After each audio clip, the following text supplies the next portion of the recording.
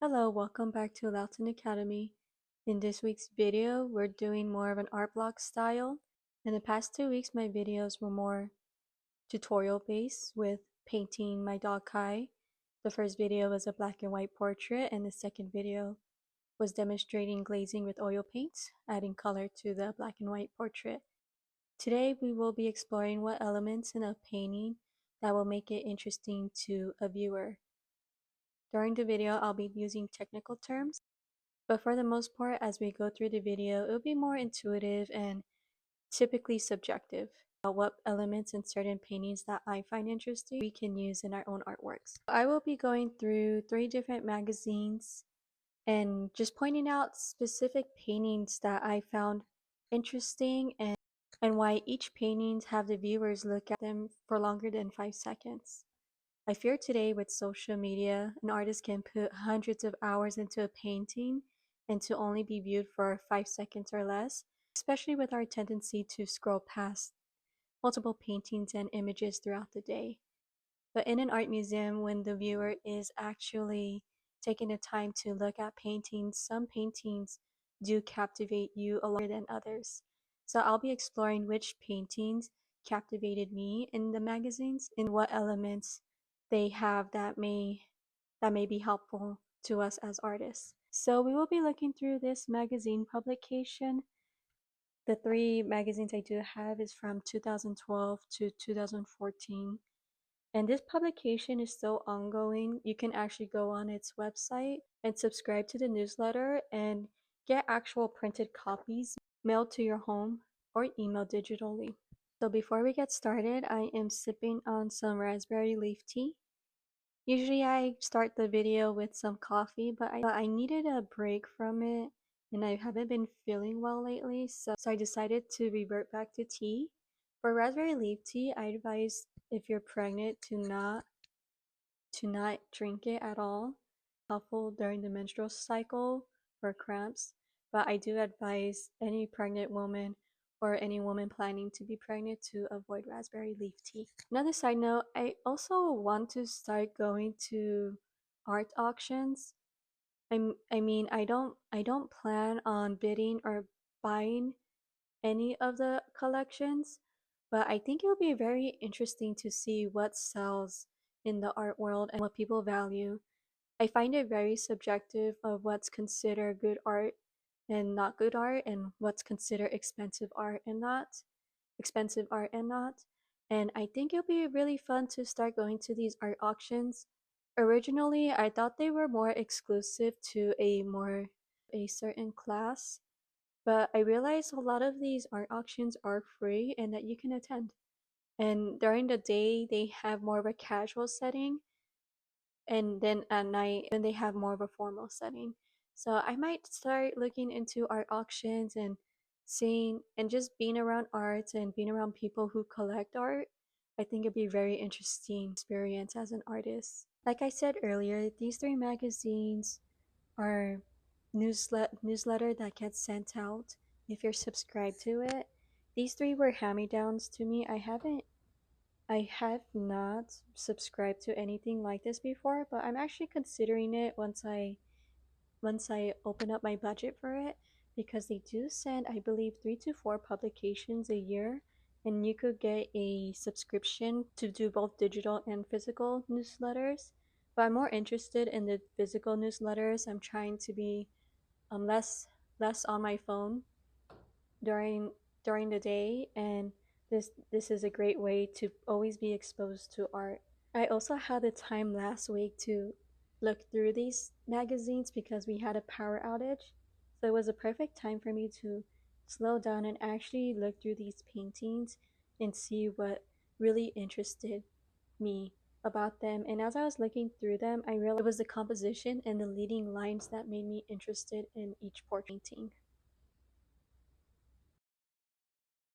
Hello, so I will be going through these 3 fine art magazines.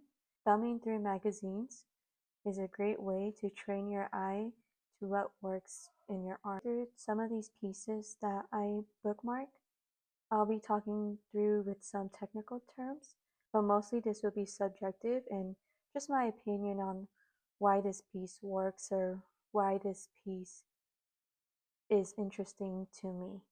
So we'll start with this first one right here. The first painting that caught my eye was this beautiful portrait, and naturally my eye gravitated towards the eye of the portrait. So eyes are going to be the main focal point of most portraits, and naturally the viewer are always going to look straight at the eye because naturally you want to make eye contact with the portrait itself or see where the eye is looking towards, which is specific portrait is the viewer itself. The first focal point that I noticed was going to be the eye, and naturally from looking at the eye, my eye shot up to this beautiful tile work. It is covered by some of the writing, but you can see that this tile work detailing is as interesting, and it was the second thing that I noticed. From the tile work, my eye went straight through this line that seems to cut across the portrait itself, and I found this line very interesting because it's showing a juxtaposition between light and dark. So we have this giant negative space of black right here, and we do have some whites on this side, but once we get to the portrait itself, it seems to flip. So we have much of the light right here and the shadows through here. So having this shadow mirror in a way the negative space, this light of the garment reflecting the tiling right here, it creates an interesting illusion for the eye to bounce back between light and dark. In this portrait, the juxtaposition between light and dark is what makes it very interesting. See in the composition as well, the woman is not centered right through here, and I found it interesting that this line isn't going to be centered. The line isn't going straight through the middle of the painting itself. It's off to the side. So it creates an imbalance and it's not quite symmetrical. And I think making that line right here and bringing the portrait forward will in a way change the interest of the portrait itself. And so the artist created a lot of this negative space and pushed the subject to the side.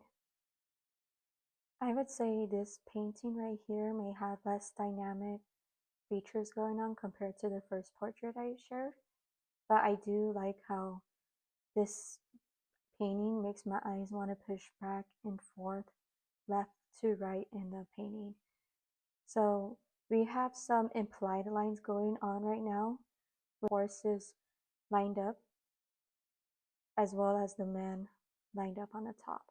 But we also have some leading lines as well, physical leading lines, and it's these dispensing right here. It makes our eyes go back and forth. I do see that the painting itself is focused on the foreground, so my eyes kind of want to bounce back and forth in the foreground, and it doesn't want to push back towards the mountains in the landscape. The one element that might push our eyes back towards the landscape is the way this third horse is positioned. He is facing outward towards the landscape, and the artist did not put a person right here where the horse is at. So this horse is shooting, this position makes the viewers want to shoot towards the landscape. I think the artist not putting a man right here could have been that intention of him pushing our eye backwards. Naturally, my eyes want to move from left to right, back and forth throughout the painting. We do have another use of implied lines. I'll give the viewer a moment to take in the painting and see what elements of the painting itself would be considered implied lines. So remember, implied lines are lines that aren't physically shown in the painting. Remember, applied lines does not have to be a physical line. It could be an alignment of objects or the way lighting is used throughout the painting. My main focus goes straight to the foreground, and it actually follows this shadow. And this shadow creates quite this zigzag back and forth between the painting, where I start looking at the structure in the back. Looking at the portrait in the foreground would be my main focal point, and then my eyes slowly guide backwards towards the structure, And even your eyes naturally just wants to go back and finish that zigzag formation with this mountain right here. So then naturally your eyes are going to want to go back and forth between these zigzag lines. We also see this with the same artist in this painting right here. So we do see some more physical lines. So with the physical lines, the leading lines, we do see in the background some fencing that makes your eyes go from left to right. And then this shadow makes your eyes follow through into the foreground. The foreground is bright and vibrant, and you could see the light hitting the portrait itself. So your eyes kind of want to push back and forth, but it naturally wants to settle into the foreground and keep your focus on the portrait. Another type of line that can make your artwork interesting is a gesture line. And this gesture line is usually seen in figure drawings, figure paintings, or even in a sculpture. And gesture lines are meant to guide your eyes throughout the figure itself, but it also creates movement and dynamic to the painting or artwork. So from the top to the bottom, the gesture line starting with the golf club going straight down, we see this curve. And it goes straight down from the tip of his head into the golf club, down into this left toe right here. So this gesture line creates a quick movement. So the viewer can imagine the images before this specific movement. We have implied lines that pushes our eyes from the foreground into the background. And sometimes applied lines can be an alignment of objects. So we have 3 boats pushing back into the background from the foreground. So naturally my eye sees this boat first, and then it jumps to the second one and to this third one. And because of the vertical structure of the buildings, it shoots my eyes up. And then you find interest into what's going on into this background. Additionally, I do see a horizontal movement going on too. So once my eyes go from the foreground into the background and shoot straight up, it kind of wants to bounce back down, and it has this focal point right here. And we see a lot of people on the bridge, and my eyes kind of want to follow this bridge line into a horizontal back and forth motion. And that is also paralleled to this quick horizontal motion of the buildings. I think the biggest movement my eyes do want to do is go back to the foreground and push back into the background. But naturally, my eyes go back down, takes a rest here, and let my eyes follow this quick horizontal movement. In a lot of perspective drawings, we do have converging lines, and converging lines are typically multiple lines that converges to a certain point, and it's supposed to be the focal point. In this specific painting, I'm seeing the converging lines just leading the viewer to feel this movement from this corner out into off of the painting, and seeing and feeling the movement of this person on their way to a specific event. Based off of the title, it's going to a hearing. So this person is moving towards off the painting. So the converging lines, or could be considered perspective lines as well, I see first right here at the bottom of the building and structure, and then the top of the structure wants to move this way. So off of this bottom of the structure and the top of the structure, which lines from here to this, we could see that these are going to converge, and off of the painting there should be that focal point. And another thing that I found interesting in this painting is the animals. So if I zoom in, we see the person has a forward posture, and I think it's so cute that the ducklings, see if you guys can see it, the duckling also imitates this forward posture, which I thought that was like a very cute parallel. And it also gives the viewer like the curiosity of going to a hearing. I also find it interesting that the shadow itself. The man is in shadow as with the rest of the painting, but these animals right here are in the light, and the two ducklings that are imitating this man are in the dark. So I'm sure that is something that maybe these animals here have some type of symbolism or metaphor, but right now focusing on the converging lines, it pushes the viewer this way. So our eyes start here, and then we want to go along with where this person is going, which is to a hearing. Similar to the landscape paintings from earlier, we have some implied lines here as well. So my favorite thing to see when we drive around is cows, and I love paintings of cows too. So in the foreground, my eyes naturally gravitate to the cows, right? And most of the cows are facing to the left. So all of their heads are this way. And we have the slightest little implied line of where the cows are standing right here. And so since the cows are facing this way, my eyes naturally goes right here. And then my eyes catch this line that goes up this ridge. Right here, the eyes follow the background right here. So similar to the landscape paintings earlier that creates a zigzag movement, my eyes are currently doing this zigzag movement for this specific painting. The first thing my eyes notice is this tension that is going on right here. The lighting shown on the two men and on this specific arm too, because this man's body and his gesture line curves down this way, but he is painted in black.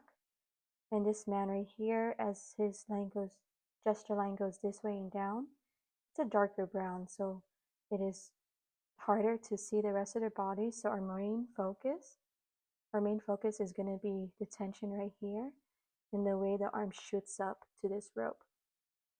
Another thing that adds a lot of drama to this painting is what's going on in the top. So we have rats on this rope right here, and I think that's meant to cause anxiety and disgust to the viewer, that if you felt those rats on your hand, you want to let go, but you know you can't. Another funny thing too, like this similar to the painting earlier, we do have an animal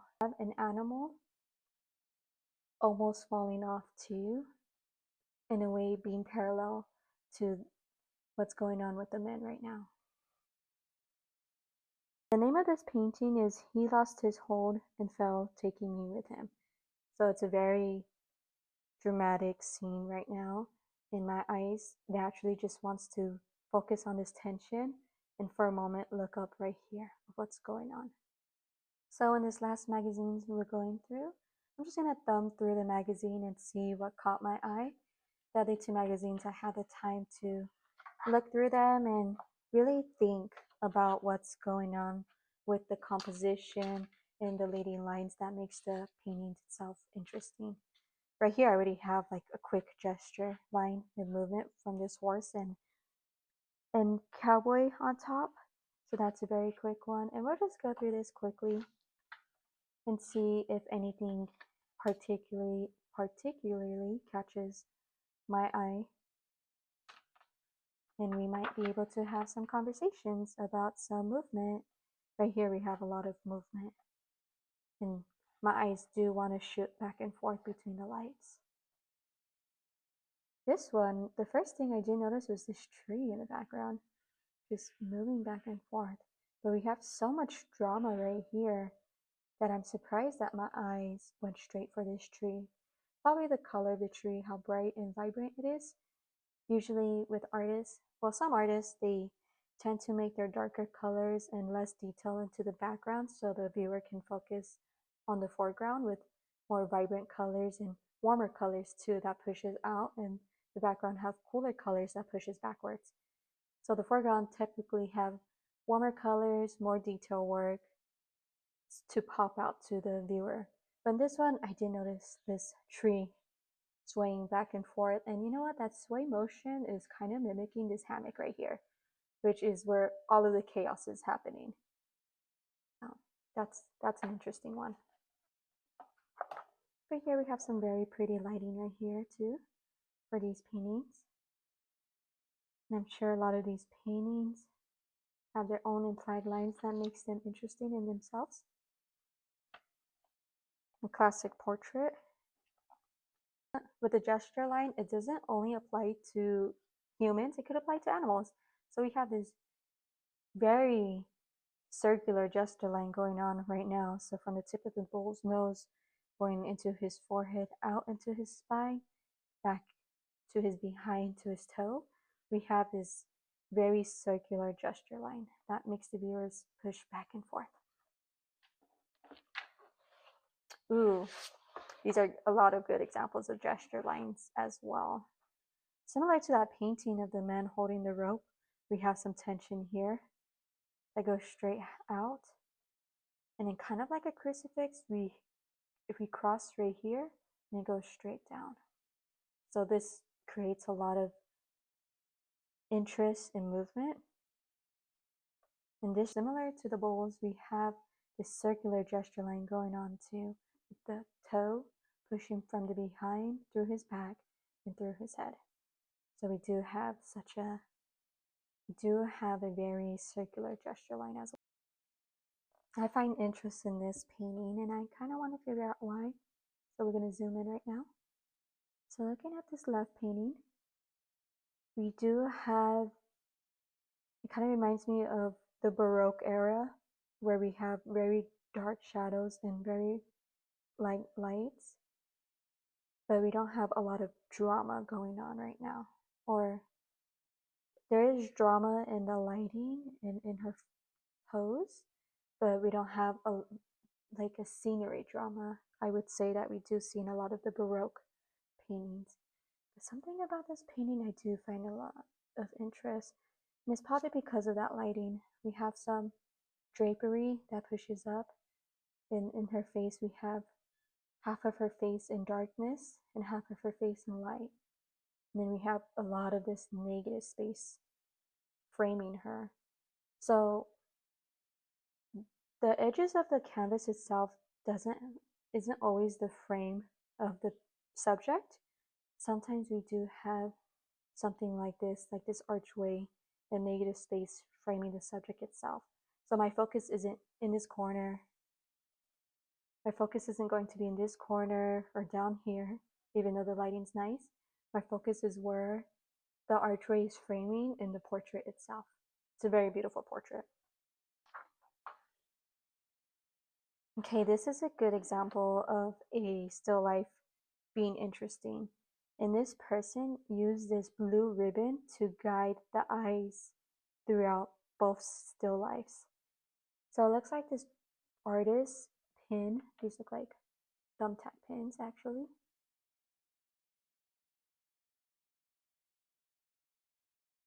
Looks like the artist pinned ribbon against the backdrop to let it interact with the still life.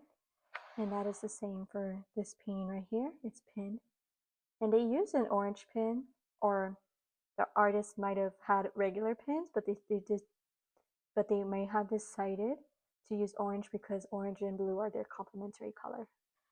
But I do find this still life very interesting, and it may only be because of this blue ribbon guiding my eyes throughout the still life's piece. And each point of the ribbon is showing me to pay attention to each specific object. And right here, it's the same thing. I like this color of the ribbon more. It's darker and deeper, and it guides my eyes to focus on this bowl and shoots my eyes up to the left to focus on this. This artist used a ribbon as a tool to guide the viewer's eyes, and I think that's very clever. This one's nice. My eyes, the shadows of the rocks and the highlights of the rocks makes my eyes just kind of want to stay in the foreground, even though the focus may be the beautiful colors in the background. Very pretty. Same with this painting as well. We push our eyes left in a diagonal this way, and it kind of levels out right here.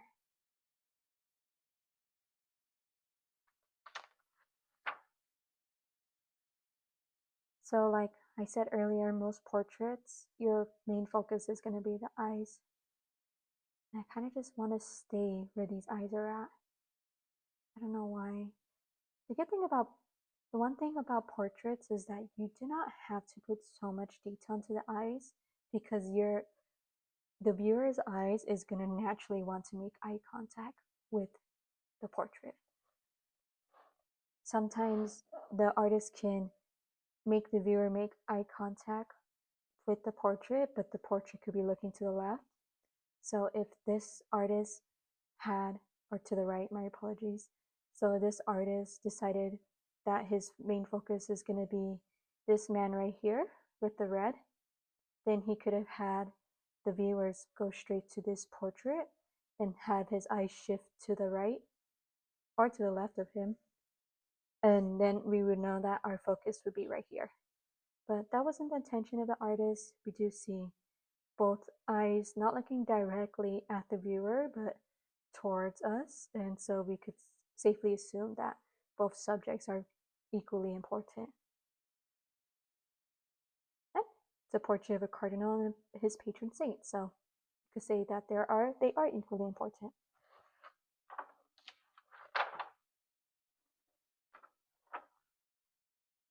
We have a lot of movement here, and this is very nice. In this painting, we have a lot of drama in the foreground. So we have the light hitting the foreground, and we see many people interacting in this dramatic piece. So we have all of these people in the foreground. Seems to be a shipwreck. So my eyes are moving from left, right? My eyes are moving from the left where the lighting is at in the foreground. And it goes straight to the shipwreck, and it shoots straight this way, right? It's interesting too, is it points to this tree right here, but it's very dark. So I'm not too sure if that's meant to be a focal point, but shooting back into the background, and it's very hard to see, but we see kind of a lightning strike, or as if the gods are smiting the people below, because in the background we have this ship still safe and in the background, but it's as if it's foreshadowing what will come when he comes towards the shore. Maybe. There's a lot of drama in this one, and the use of light and color in the leading lines is what makes it very interesting. Very, very beautiful gesture line, as well as this one. This is a very just straight up, so I feel like this is very tense, I would say, or constricted. We're coming towards the end of this. This is very beautiful, using the flames. The flames are engulfing her in a way that makes her the focal point.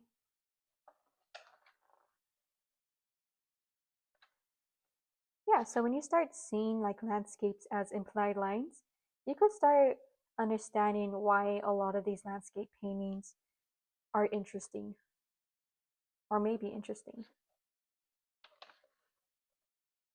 Okay, I think we're at the end of this magazine. Not towards the end of it.